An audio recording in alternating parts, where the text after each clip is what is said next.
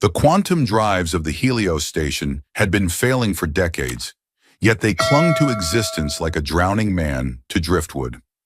The outpost, grafted to an asteroid's hollow carcass at the edge of the Vortex Nebula, had outlived its purpose by 3 generations. Atlas Thorne recognized the parallels to his own existence immediately. His reinforced boots echoed against corroded pathways as he descended from the transport platform, the station's recycled atmosphere tasting of metals and lost dreams. He pulled his thermal jacket tighter, not against cold, but against memory. Here, identification meant nothing. Only bargaining power and survival instinct held currency. This dead station once churned out refined palladium for the frontier expansion. Now it existed as a junction point for the desperate and dispossessed, those forced to civilization's margins when borders collapsed and new powers emerged. Atlas moved with practiced efficiency through the central nexus, avoiding eye contact with the makeshift market's inhabitants. Vendors hawking salvaged tech components beside synthesized protein bars with dubious origins. His mission was straightforward: locate a functional ion dispersal unit, perhaps replacement stabilizers for his ship's life support. Just enough to keep the Orpheus operational until he found somewhere truly isolated, somewhere the nightmares stayed behind. "Special inventory," whispered a voice that seemed composed of rust and secrets. A vendor with cybernetic eye implants nodded toward Atlas from behind hanging circuit boards that formed a makeshift curtain. "Unusual cargo, Substation K, compatible with—" A significant pause as the merchant assessed Atlas's weathered expression. "Humans with conscience." Atlas should have continued forward. Later he would wonder about the invisible thread of fate that instead pulled him toward Substation K, away from the hive of commerce, into progressively abandoned corridors where the station's environmental systems struggled to maintain even minimal functionality. The substation gaped before him like a tomb. Service lights pulsed arrhythmically, casting sapphire shadows across empty cargo platforms. The atmosphere had thinned here, the temperature gradient dropping noticeably with each breath. Against the far bulkhead, beneath the unstable illumination, he saw them. A woman knelt, arms encircling a child. Her skin radiated a soft cerulean luminescence, like twilight captured on a glacier's surface. Her hair, platinum with subtle iridescent highlights, fell in a single intricate braid down her slender back, its ends frayed as though cut hastily with an imprecise tool. She observed him with eyes shaped like elongated almonds, profound exhaustion evident in their violet depths. The child within her protective embrace, perhaps 5 or 6 standard cycles, shared her mother's cerulean complexion, but possessed startling amber eyes that seemed too perceptive, too ancient for her delicate features. She clutched at the tattered edges of her mother's ceremonial robe, watching Atlas with unmistakable wariness born of experience. Atlas halted, maintaining careful distance between them. "I retain nothing of value," the woman stated, her voice carrying crystalline resonance distinctive to the Lumidari people, though flattened by evident hardship. "Only her. She requires sustenance." His posture remained neutral, non-threatening. "I offer my service," she continued, each word measured and deliberate, "not for carnal purposes, for security, for warmth, for nourishment, for my daughter." Something fractured inside Atlas before rational thought could intervene, a barrier erected long ago, now crumbling without warning. "What's your designation?" he asked, his voice unexpectedly gentle even to his own ears. Surprise illuminated her features briefly, like lightning across a night sky. "Celine," she answered, the name hovering between them like a fragile constellation. "The child is yours?" he asked with a gesture toward the girl. "My daughter," Celine confirmed, unconsciously tightening her embrace. "Arya." The child raised her head slightly, her voice as delicate as crystal struck by starlight. "If I consume excessive resources, will you abandon me?" Atlas felt an almost physical pain behind his sternum, an ache he'd believed permanently numb by time and deliberate forgetting. He lowered himself carefully, one knee connecting with the cold deck plating. "Arya," he addressed her directly, "I do not abandon people." She regarded him with obvious skepticism, years of harsh reality etched into her young features. Celine remained watchful, her gaze never leaving his face, assessing potential threat with maternal precision. "I'm not here to acquire ownership of anyone," Atlas stated firmly. "My vessel has provisions, environmental controls, and secure bulkheads. It's modest but functional." Celine hesitated, as though struggling to process his words through the filter of their incompatibility with her recent existence. "I expect nothing in exchange," he added, softening his tone further. "Please come with me." Still kneeling, she pressed her forehead briefly against her daughter's, a gesture that transcended species barriers in its pure tenderness. Then she rose with careful dignity, a fluidity to her movements that persisted despite evident malnutrition. She lifted Arya effortlessly, the child seeming weightless in her arms. Atlas led them through the station's arteries without further commentary, consciously avoiding high-traffic sectors. The Orpheus waited in docking bay E7, her asymmetric profile reflecting external scarring from a decade of solitary operation. She wasn't beautiful by conventional standards, but her engines remained reliable, her shields consistent, and most importantly, her legal registration belonged exclusively to him. He activated the entry sequence, the boarding ramp extending with a hydraulic sigh. Celine hesitated at the threshold, her eyes methodically cataloging potential escape routes, security vulnerabilities, and hiding places. Survival calculations running visibly behind her careful expression. "The crew quarters are yours," he indicated with a minimal gesture down the central corridor. "Sanitation facilities adjacent. Clean linens in the storage compartment. Water temperature remains stable most cycles." Celine remained silent, her eyes gradually adjusting to the ship's interior illumination. Not with tears, but with the careful calibration of someone encountering unfamiliar terrain. Atlas moved toward the galley station, retrieving a preservation container of protein-rich broth and hydration-optimized grain mixture.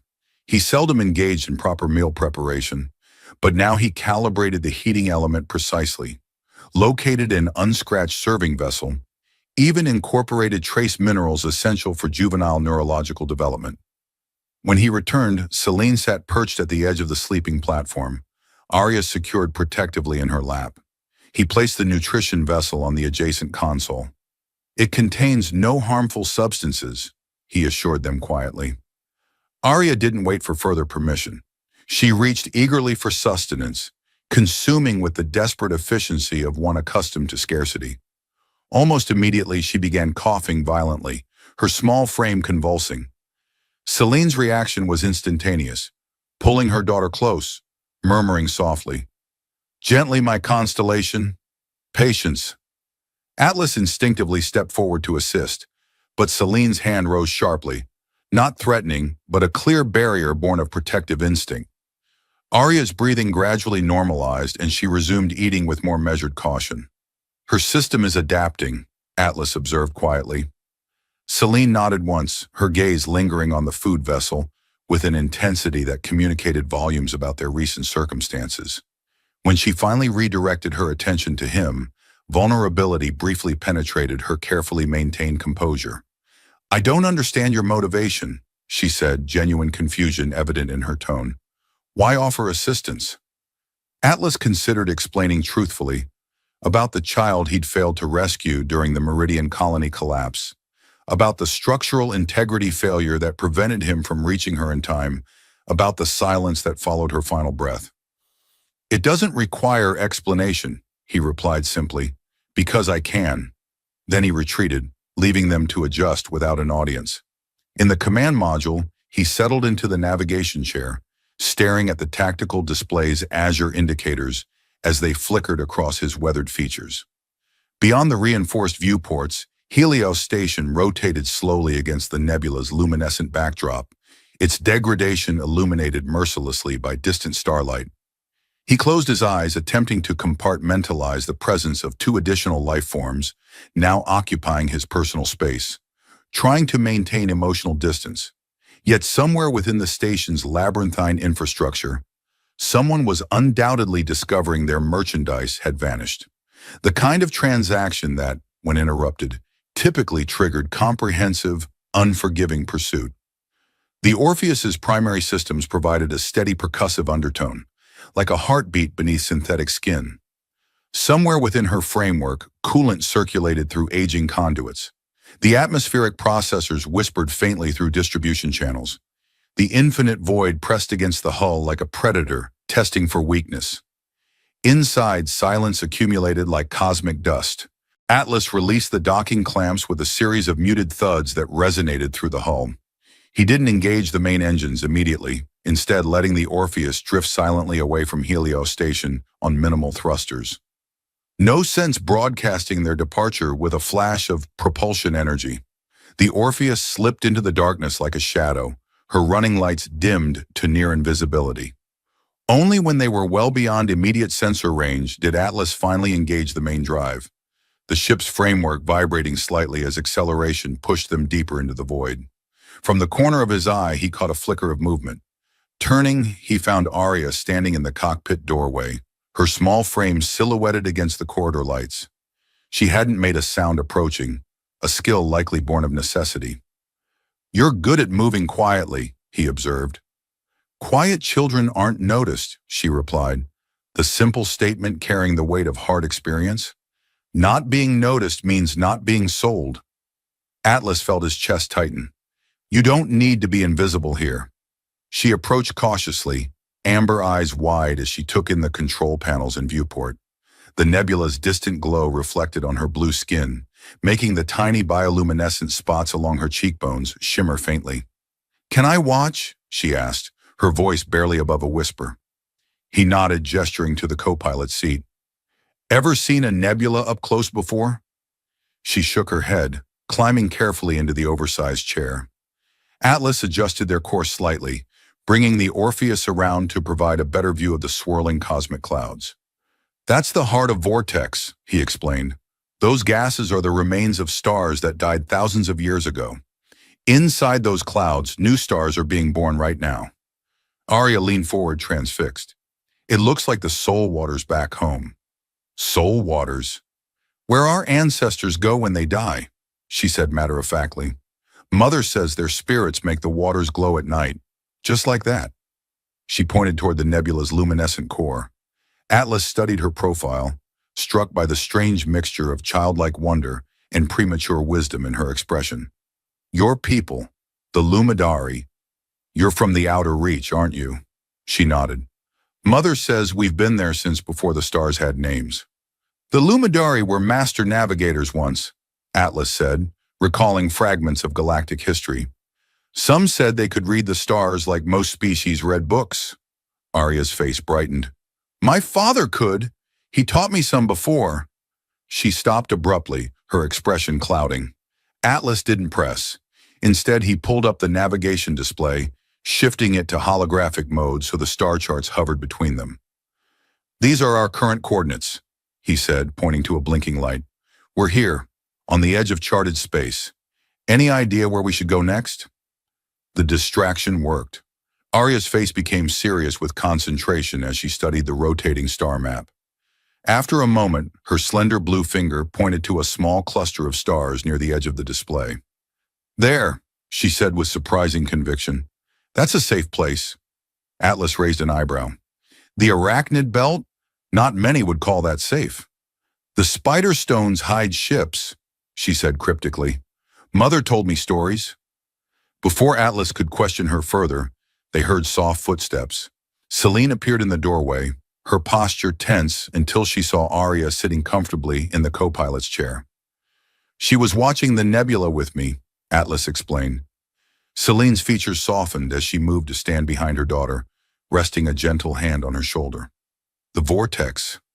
I haven't seen it since I was a child," she murmured. "My mother once told me it was where the universe dreams."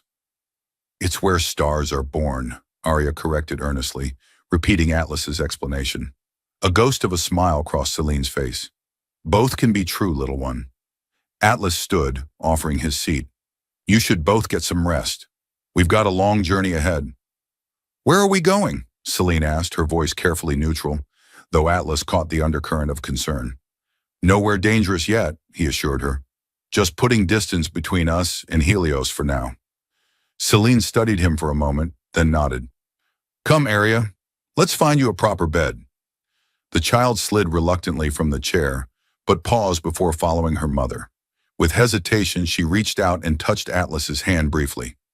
Thank you for showing me the star births, she said solemnly. After they left, Atlas stared at the spot where Arya's small blue fingers had touched his hand.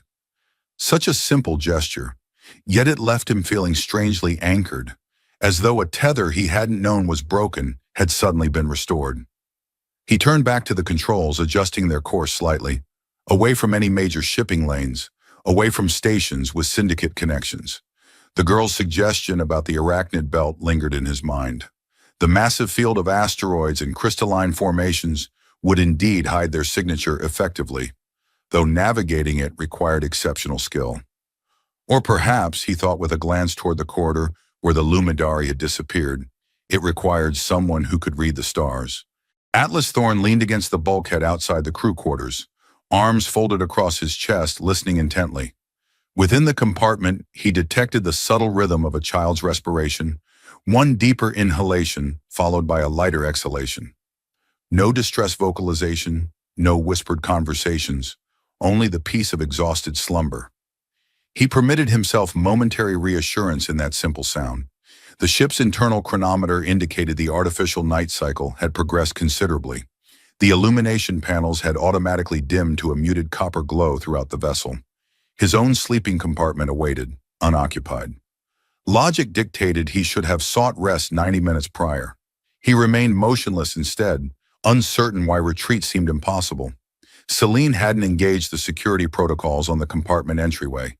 That singular detail conveyed significant information.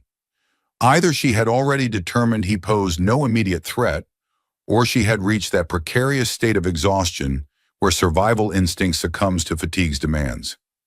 That second possibility disturbed him profoundly. He massaged his facial structure, feeling stubble beneath his palm, then pivoted and proceeded to the galley. His bare feet made minimal contact with the vessel's flooring.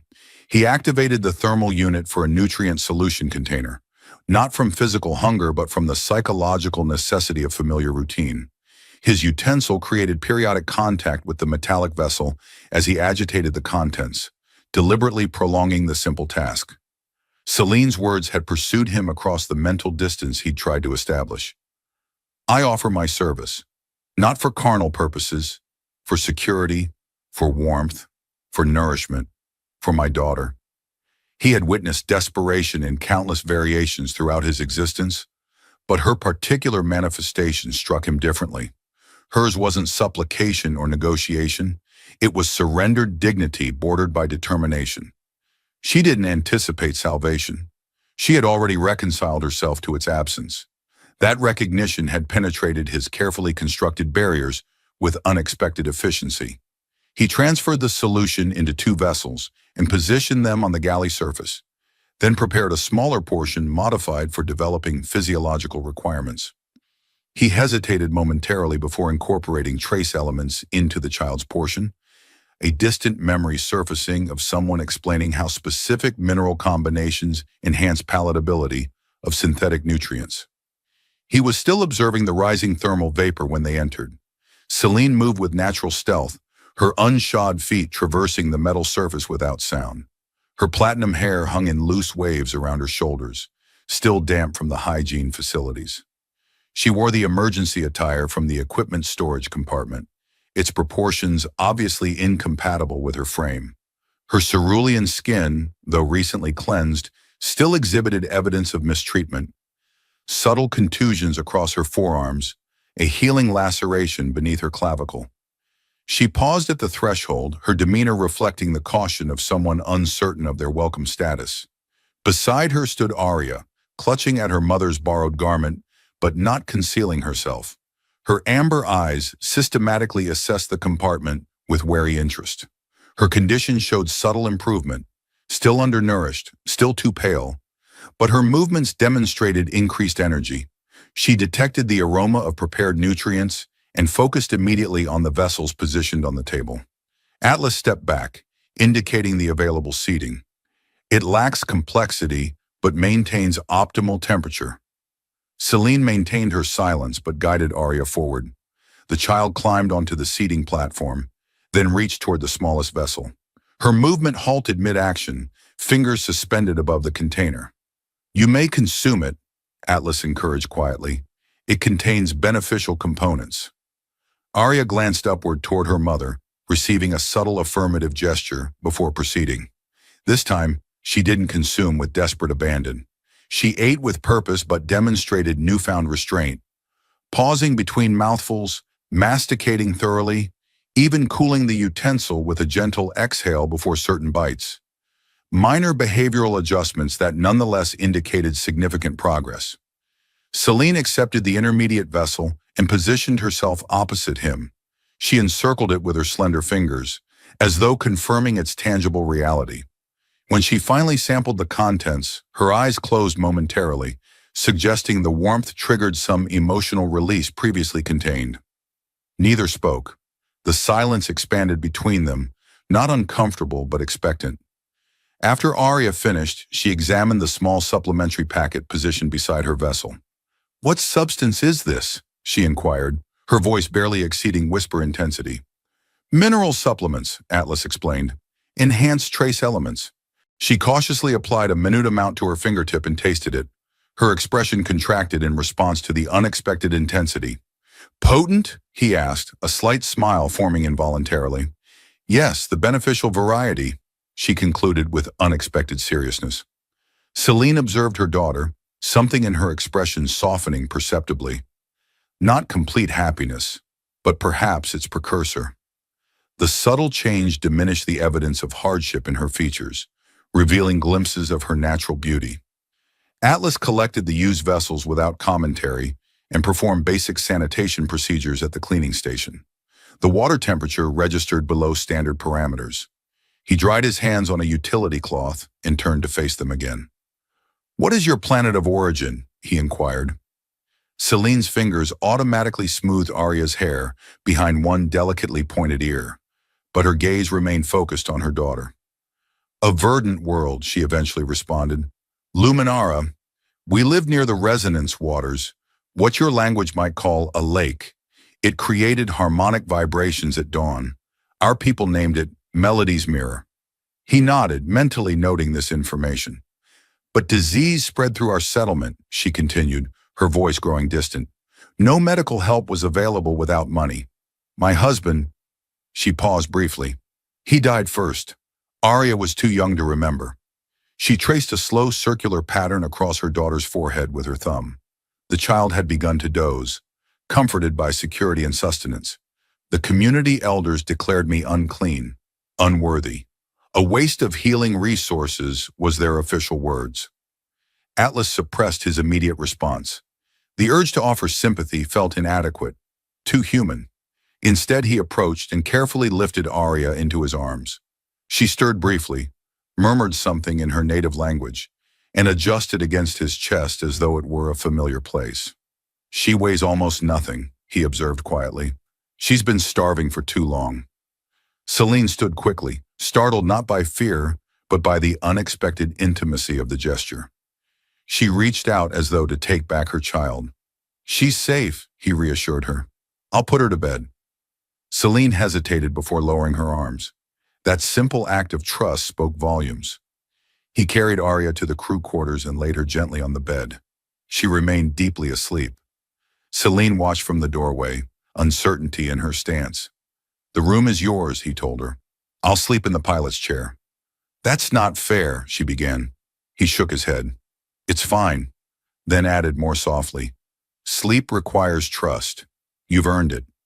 She stood still for a moment before entering the room and pulling the blanket over her daughter. Atlas left them alone and returned to the front of the ship, settling into the pilot's chair and staring out at the endless void. Minutes later, he disabled the ship's identification code, removed the tracking system, and reprogrammed the beacon to broadcast false information. Because somewhere in that vast emptiness, someone would soon notice their property had disappeared, and when they came looking, they wouldn't bother with pleasantries. He had absolutely no intention of letting them anywhere near the child sleeping in his quarters. The next 3 days established a tentative rhythm aboard the Orpheus. Atlas maintained their course through the quieter regions of the sector, avoiding the major trade routes where syndicate vessels were more likely to patrol. In the tight confines of the ship, the three of them began a careful dance of coexistence.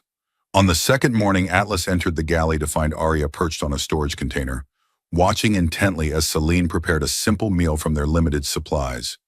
The girl's eyes widened when she saw him, but she didn't flinch or hide. Progress, however small. "Mother says you protected us while we slept," Arya said without preamble. "You changed the ship's voice so the bad people can't hear it." Atlas looked to Selene, who was focused on her cooking. "Something like that," he acknowledged. "She says you're a guardian," Arya continued, her amber eyes studying him with that uncanny intensity. "On Luminara, guardians wear special marks to show their oath. Do humans have marks too?" A smile tugged at his mouth. "Some do. Mine are less intentional." He pushed up his sleeve, revealing a patchwork of old scars along his forearm. "Each one's a story. Not all of them good." Arya slid from her perch and approached cautiously. After a moment's hesitation, she reached out and traced a finger lightly over one of the more prominent scars. "This one has a voice," she murmured. "It's angry." Atlas blinked in surprise. "What do you mean?" Selene turned, a flicker of concern crossing her features. "Arya has the sight. It's rare, even among our people." "The sight?" Selene hesitated. "We call it soul-touching. She can sense emotions left behind in objects or places, especially strong ones." Arya was still tracing the scar, her expression solemn. "Someone hurt you here. You were protecting something important." The accuracy was unsettling. Atlas gently withdrew his arm. "That's a story for another time." Later that day, he found Selene in the engine room, her slender blue fingers deftly repairing a power coupling he'd been meaning to fix for months. She worked with surprising skill, her movements precise and efficient. "You understand ship systems," he observed, leaning against the doorframe. She didn't look up. "After Nikaros died, I learned whatever kept us alive. Medical systems first, then environmental controls, power distribution, the basics." "That's more than basics," he said, watching as she completed a connection that would have taken him twice as long. "Where did you learn to do that?" Her hands stilled momentarily. "I worked passage on a salvage trawler for a while. The captain was—" She paused, searching for the right word. "Not kind, but practical. I fixed things. He didn't ask questions about Arya. Until he gambled away his ship, with us still on it." She resumed her work, her tone matter-of-fact. "The new owner had different ideas about my value." Atlas felt a familiar anger stirring. "And that's how you ended up on Helios?" "Eventually. There were other ships, other stations before that." She sealed the panel and stood, wiping her hands on a rag. "Each one worse than the last." Their eyes met, and something passed between them, an understanding born of similar wounds. "This one's different," he said quietly. "Yes," she agreed after a moment. "This one's different." That night, a power fluctuation woke Atlas from a restless sleep in the pilot's chair. The ship's systems had detected a passing solar flare, automatically adjusting the shields to compensate. As he checked the readings, a small sound made him turn. Arya stood in the doorway, a blanket wrapped around her shoulders, her eyes wide with fear. "The lights changed," she whispered, "like before bad things happen." "Just a solar flare," he explained gently. "The ship's protecting us. We're safe." She didn't look convinced. "Can I stay? Just until the star stops being angry?" Atlas hesitated only briefly before nodding. She immediately climbed into the co-pilot's seat, curling her small body into a tight ball, her amber eyes fixed on the viewport, where occasional flashes of energy illuminated the darkness. "Would a story help?" he offered, surprising himself. Arya nodded cautiously. "When I was about your age," he began, "I lived on a planet called Taralis. It had 3 moons, and when they aligned just right, they would pull the oceans into massive tides." He told her about the bioluminescent creatures that would wash ashore during these tides, how the beaches would glow for miles with their soft blue light, not unlike her own skin, how he and his friends would run through the shallows, watching their footprints illuminate behind them like star trails. Halfway through the story, He noticed Celine standing silently in the doorway, listening. When their eyes met, she didn't retreat. Instead, she entered and sat on the floor beside Arya's chair, her head resting lightly against her daughter's dangling hand. By the time Atlas finished his story, both Lumadari were asleep. He watched them for a long while, these two blue-skinned refugees who had somehow breached walls he'd spent years building. Outside, the solar storm continued to rage, but inside the Orpheus, something like peace had taken tentative root. Atlas woke to the sound of metal shifting against metal, a barely perceptible noise that nonetheless registered in his consciousness after years of living alone. For a moment, he remained still, allowing his senses to reorient. His body ached from sleeping awkwardly, a crick in his neck protesting when he turned his head. But the physical discomfort wasn't what kept him immobile. It was the smell, warm, unfamiliar, and enticing. His eyes opened fully, not the smell of recycled air or engine components, not the metallic tang of coolant or the oily scent of lubricant. This was earthy and herbal, with notes of spice that suggested careful preparation rather than mechanical processing. Someone was cooking. He rose and followed the aroma through the corridor, his bare feet making almost no sound against the metal floor. The galley lights had been dimmed to a soft amber glow, and there, standing at the small cooking surface with practiced hands, was Celine. Morning light revealed details he hadn't noticed before. Her blue skin had subtle patterns across her shoulders and back that resembled constellations. The bioluminescent spots on her skin, though still dim, created a gentle aura around her. She moved with an inherent grace that transcended her current circumstances, hinting at a cultured past. Atlas watched silently as she stirred something in a small pot she must have found in the ship's storage compartments. She had combined basic nutrient paste with water and incorporated some unknown element that transformed the standard rations into something that actually smelled appetizing.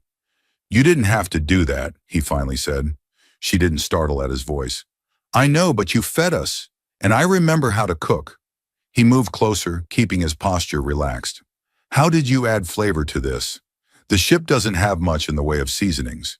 She reached into a pocket of her borrowed clothes and pulled out a small cloth pouch tied with woven plant fiber.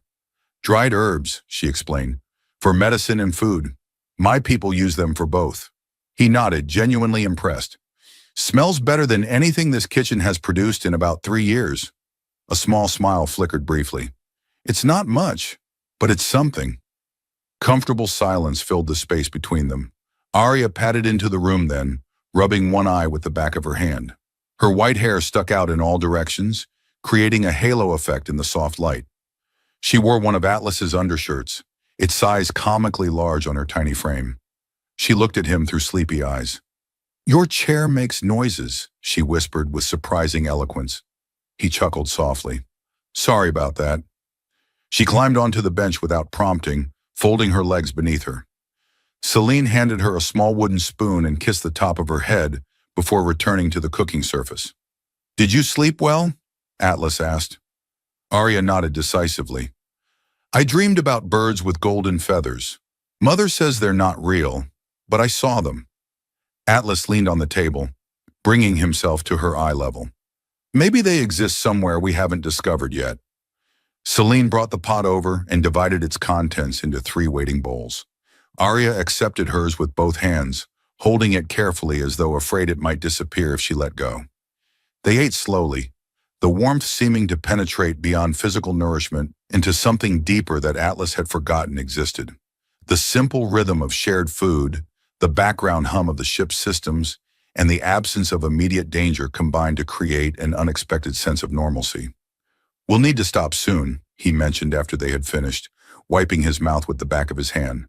"We need supplies, fuel cells, air filters, real food." Celine looked up, wariness returning to her expression. "Is that dangerous?" "Could be. Depends where we go." He stood, then leaned against the counter. "There's a trading post about 2 jumps from here. Old mining facility converted to commerce. Still operating, not too particular about IDs." "Will they ask about us?" He considered. "They might, but I've got a few good lies left in me." Arya looked between them, her amber eyes suddenly sharp with concern. Will we be sold again? The question created an immediate tension in the air. Celine's jaw tightened visibly, her hand moving protectively to her daughter's shoulder. No, she stated firmly.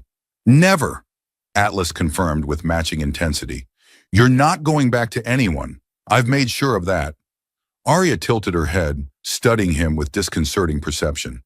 But what if someone says they own Mother? Atlas crouched to her level. Then they'll have to get through me first. The child observed him for a long moment, as though testing his sincerity. Then she leaned forward, rested her forehead briefly against his shoulder, and closed her eyes.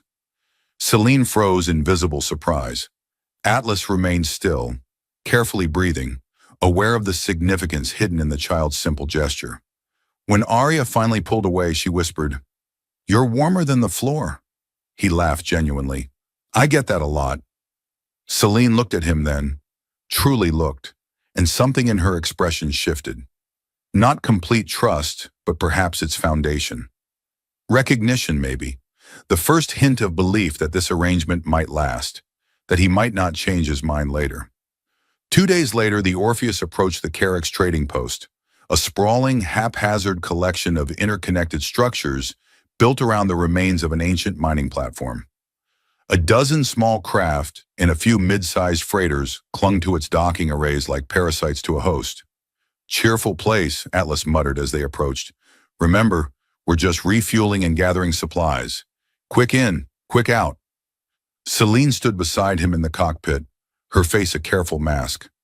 "Should we stay on the ship?" "No," he said, surprising himself. "You draw more attention by hiding. We'll go in together. A small family passing through. Forgettable." "Family?" Celine echoed, the word seeming foreign on her tongue. "For appearances," Atlas clarified, though something in his chest tightened as he said it. "It's safer that way."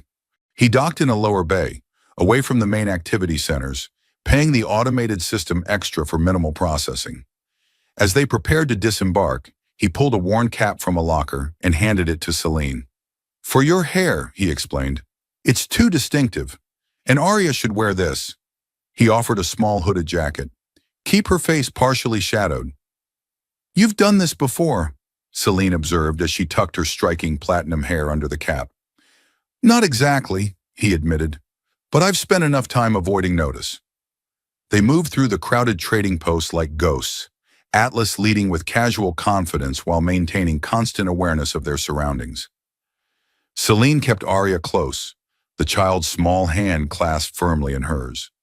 The marketplace was a cacophony of smells, sounds, and movements. Traders hawking exotic goods, mechanics repairing equipment in open stalls, and food vendors creating clouds of fragrant steam. Atlas moved efficiently from stall to stall, procuring the essentials: fuel cells, filtration components, preserved food supplies.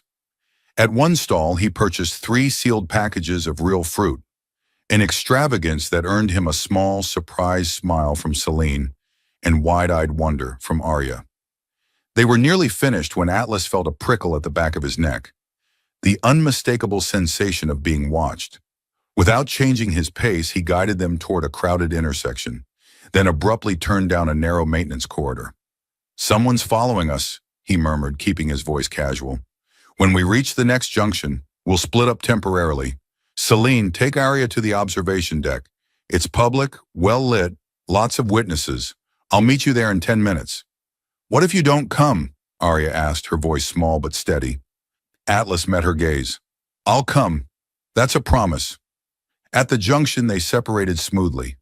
Atlas continued straight ahead, deliberately making himself visible.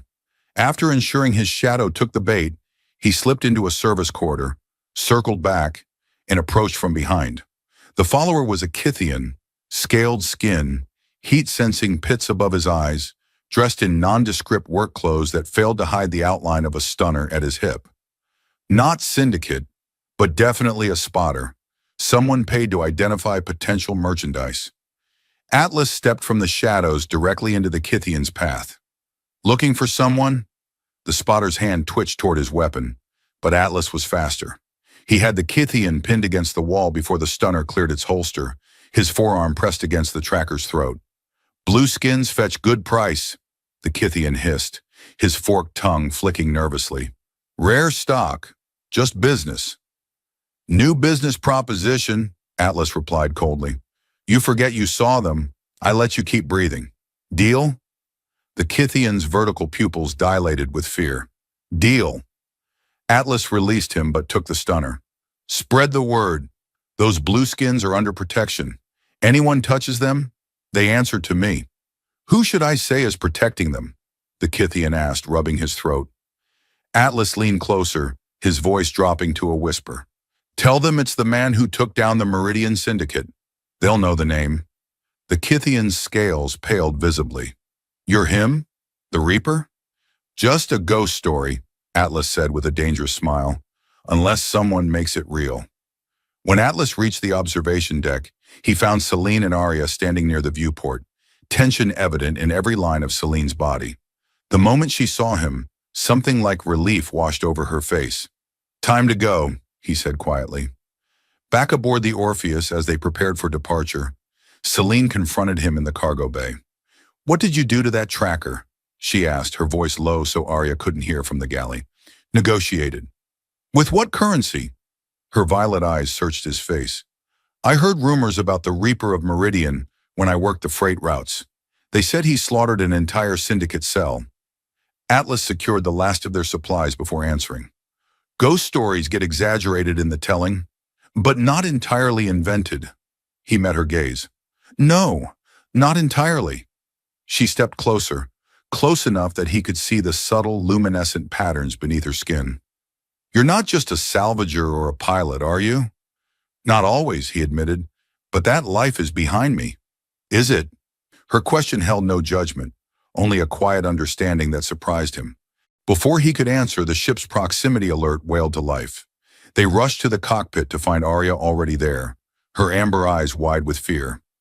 3 ships just jumped in, she said, pointing to the scanner. They feel wrong. Atlas took the controls, firing up the engines.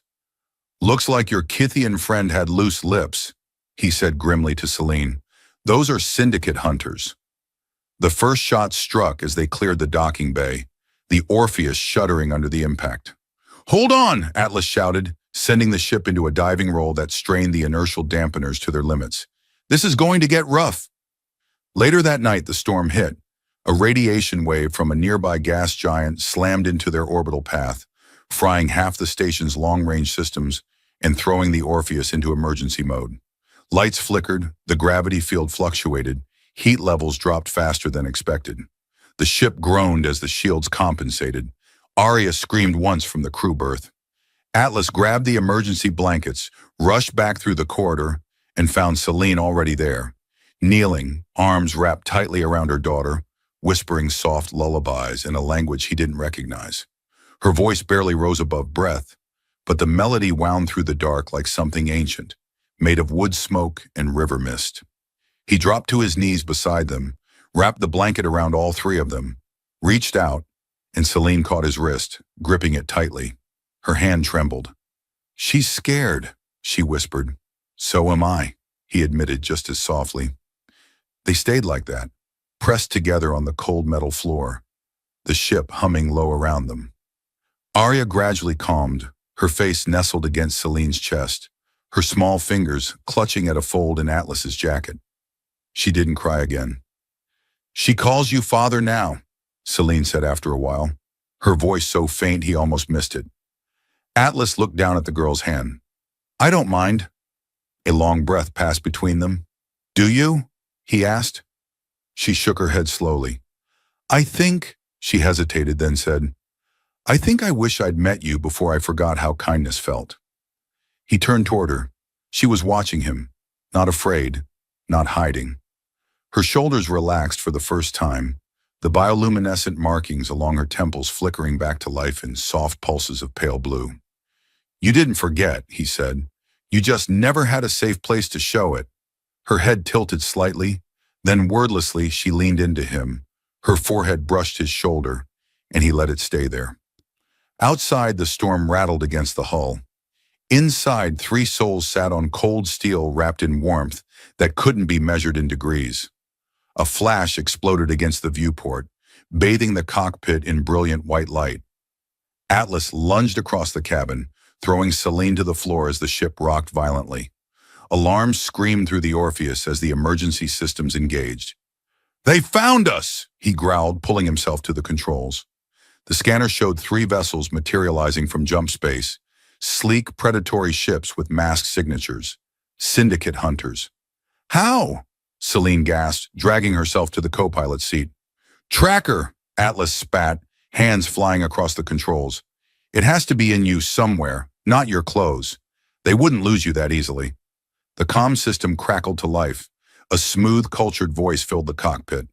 "Vessel Orpheus, this is Syndicate Recovery. Return our property immediately and we'll allow you to continue with minimal penalties. Resist and we'll recover our assets from your debris field." Aria appeared in the doorway, her small face tight with fear, but surprisingly controlled. "They always find us." Atlas met her eyes. "Not this time." He flipped switches, routing all power to the shields and engines. "Celine, take Aria to the med bay. The scanner's in the left cabinet. Find that tracker. It'll be subcutaneous, probably near your spine or base of your skull." Another blast rocked the ship. Proximity alarms wailed. "Impossible," Celine protested. "I checked myself thoroughly when I escaped." "Children?" A cold realization dawned on Atlas's face. "They don't track the adults. They track the children." Celine's face went slack with horror. She dropped to her knees before Aria, hands trembling as they touched her daughter's small shoulders. "No," she whispered. Atlas slammed the engines to full power, sending the Orpheus into a spiraling dive toward the nearby nebula. The pursuing ships followed, their superior engines closing the gap with alarming speed. "There's no time for the scanner," Atlas shouted above the alarms. "I know where they put it." He abandoned the controls and rushed to Aria, lifting her onto the navigation table. The base of the skull, where the hairline meets the neck. They favor that spot for children because it's hidden by hair. His fingers parted Aria's fine platinum strands, revealing a tiny, almost invisible scar. "I'm sorry, little star," he whispered, pulling a surgical tool from his emergency kit. "This will hurt." "I can be brave," she whispered back, her amber eyes meeting his. The ship lurched as another shot grazed their shields. Atlas steadied his hand as Celine held Aria still, murmuring comforting words in their native tongue. The tracker was small, no larger than a grain of rice, embedded just beneath the skin. Atlas extracted it with clinical precision, despite the ship's violent movements, Aria never making a sound beyond a sharp intake of breath. "Airlock," he commanded, racing toward the ship's rear compartment with the bloody tracker clutched in his hand. The Syndicate ships were nearly on them now, their weapon systems charging for a disabling shot. Atlas reached the airlock, sealed himself in the small chamber, and placed the tracker in the exterior release mechanism. "Let's see you follow this," he growled, punching the ejection control. The tiny tracker shot out into space, carried on a small escape pod's automated distress beacon. The Syndicate ships immediately broke pursuit, veering sharply toward the stronger, more familiar signal. Atlas returned to the cockpit, hands still stained with Aria's blood, to find Celine applying a healing paste to the small wound on her daughter's neck. "It's done," he said, collapsing into the pilot seat and plotting a new course, away from Helix's station, away from any charted regions. They'll follow that pod halfway across the sector before they realize they've been tricked. "And then?" Celine asked, her voice thin with exhaustion. Atlas looked at her, then at Aria, who sat pale but composed despite the pain and terror she'd just endured. "Then we disappear," he said firmly. "I know places beyond the border worlds where the Syndicate has no reach. Places where Aria can grow up without looking over her shoulder, where you both can start again." "With you?" Aria asked, the question hanging in the suddenly quiet cockpit.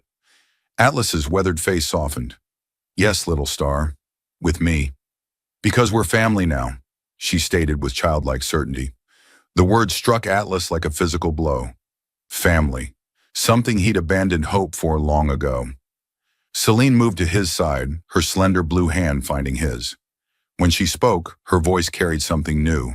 Not just determination or gratitude, but a fierce, protective devotion that matched his own. "Yes," she said, her luminescent markings pulsing with renewed strength. "We are family now."